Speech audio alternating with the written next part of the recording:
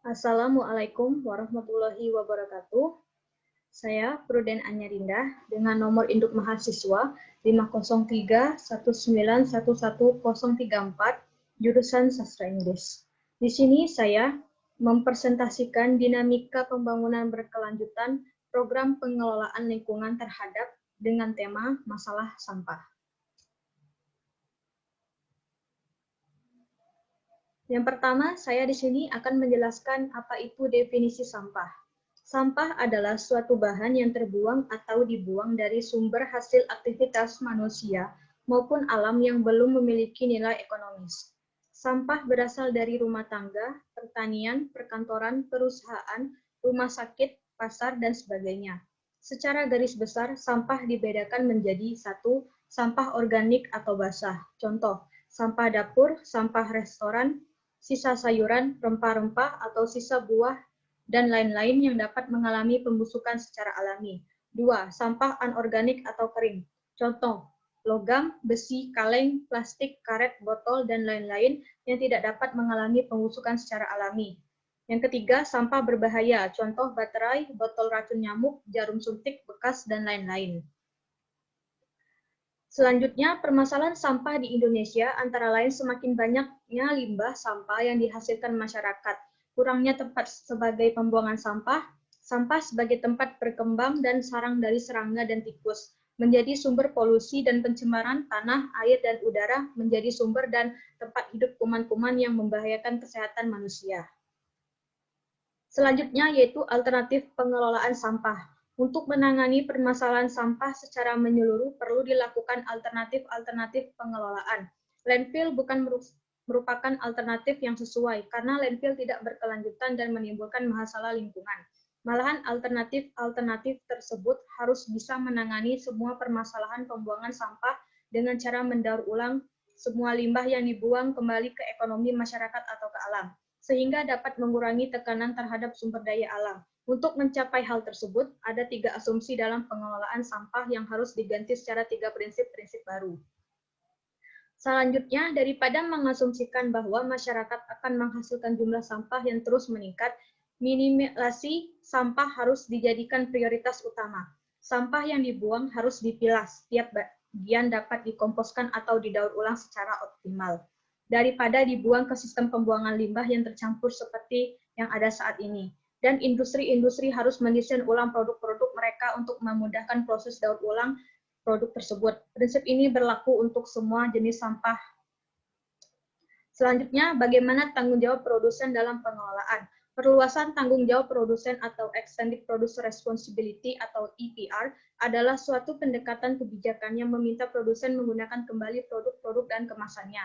Kebijakan ini memberikan insentif kepada mereka untuk mendesain ulang produk mereka akan memungkinkan untuk didaur ulang tanpa material-material yang berbahaya dan beracun. Sampah membuat jadi kumuh dan tidak sehat. Bagaimana? Jika dapat diamankan, sampah tidak akan menjadi potensi yang berpengaruh terhadap lingkungan. Namun, dengan demikian, sampah yang dikelola tidak berada pada tempat yang menjamin keamanan lingkungan. Hal itu berdampak terhadap kesehatan masyarakat. Lingkungan menjadi kumuh dan menarik bagi berbagai binatang, seperti lalat dan anjing, yang dapat membawa penyakit. Potensi bahaya kesehatan yang dapat ditimbulkan misalnya diare, kolera, tipus, dan jamur dapat menyebar dengan cepat karena sampah yang tidak dikelola tepat dapat bercampur dengan air minum dan menyebarkan virus penyakit. Selanjutnya, cairan rembesan sampah bisa masuk ke dalam drainase atau sungai dan akan mencemari air. Berbagai organisme di air termasuk ikan dapat mati. Lebih ekstrim, beberapa spesies air dapat lenyap dan mengakibatkan berubahnya ekosistem perairan biologis. Sampah yang dibuang ke dalam air akan menghasilkan asam organik dan gas cair organik seperti metana. Selain berbau kurang sedap, dalam konsentrasi tinggi gas atau metana ini dapat meledak. Tentunya hal itu dapat membahayakan masyarakat luas. Selanjutnya itu dampak dari sampah. Pertama, dampak untuk kesehatan. Sampah yang tidak dibuang pada tempatnya akan mengganggu kesehatan kita yang akan memicu terserangnya penyakit pada manusia seperti diare, disentri, kudisan, jamur, dan lain-lain. Memicu tercemarnya lingkungan hidup hewan, tumbuhan, dan manusia. Seperti contoh, di Jepang telah dilaporkan 40.000 penduduknya meninggal setelah mengonsumsi ikan yang tercemar atau terkontaminasi raksa yang beracun jika dikonsumsi manusia. Raksa ini berasal dari sampah atau limbah industri baterai yang dibuang di laut. Selanjutnya yaitu berdampak pada udara. Sampah yang dibuang melalui udara adalah asap dari industri pabrik dan kendaraan yang dapat mencemari lingkungan di udara. Udara yang menjadi kotor dan berbahaya jika dihirup oleh manusia dan makhluk hidup lainnya. Selain itu, sampah dapat melubangi ozon, yaitu pelindung bumi dari radiasi matahari. Oleh sebab itu, mengapa bumi semakin lama semakin panas. Selanjutnya berdampak pada kehidupan sosial atau kehidupan sekitar. Dampak dari sampah yang ketiga yaitu pada kehidupan antara sesama manusia. Ketika kita lewat tumpukan sampah di pinggir jalan yang sangat bau, kita menjadi terganggu dan menutup hidung, benar atau tidak? Ini menandakan bahwa kita merasa terganggu dengan contoh orang yang membuang sampah sembarangan. Contohnya lagi, sampah udara dari orang yang merokok di tempat umum seperti bis umum, kereta, kapal, dan ruangan untuk umum. Mereka yang tidak merokok akan sangat terganggu dan membuat hubungan sosial terganggu. Maka dari itu, diperlukan sikap yang baik dari setiap manusia dan kesadarannya untuk membuang sampah pada tempatnya dan mengelola kembali sebaik mungkin agar dampak yang ditimbulkan menjadi sedikit. Gunakan juga teknologi yang ramah lingkungan dan jangan gunakan peralatan yang tidak bisa didaur ulang.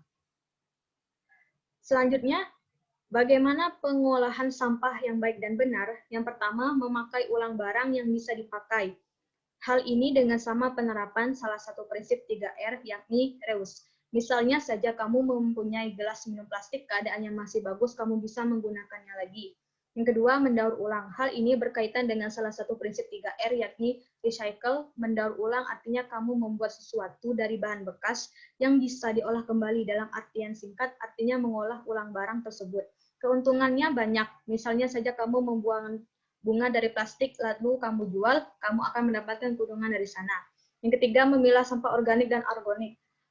Hal ini dapat dianjurkan karena memudahkan dalam penerapan prinsip 3R. Yang keempat, membuang sampah pada tempatnya. Agar lingkungan kita tetap terjaga dan tak terjadi bencana seperti banjir atau yang lain, maka kita harus membuang sampah pada tempatnya. Nah, itu sekian dari presentasi saya. Apabila ada salah kata, saya mohon maaf. Kepada Allah saya mohon ampun. Wabillahi taufiq wal hidayah. Wassalamualaikum warahmatullahi wabarakatuh.